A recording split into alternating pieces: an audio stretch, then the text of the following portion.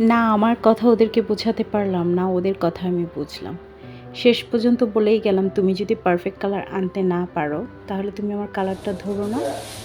Money doesn't matter, but তুমি আমার চুলটাও damage করো না।" ওরা বলল, "আচ্ছা ঠিক আছে, তুমি করতে দাও, আমরা করছি।" এরপর একের পর এক অ্যাপ্লাই, একের পর এক বলল, "তোমার এক্স্যাক্ট কালারটা করার জন্য একটু চুলটা কাটতে হবে।" চুল কালারের সাথে চুল কাটার কী সম্পর্ক বুঝতে পারলাম না।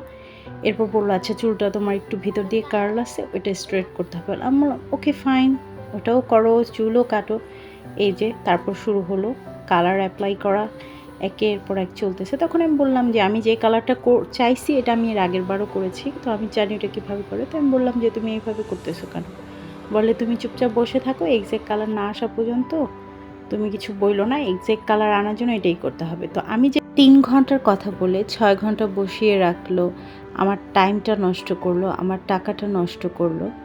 ওরাও বুঝতেছে যে ওরা এক্স্যাক্ট কালার যেটা আমি চাইছি ওটা ওরা আনতে পারতেছে না।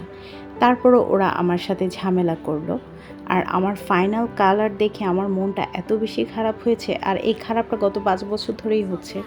আমি বাংলাদেশে যখনই কালার করছি সবসময় আমার মন মতো কালার ওরা করে দিয়েছে। আর এই হলো ফাইনাল কালার।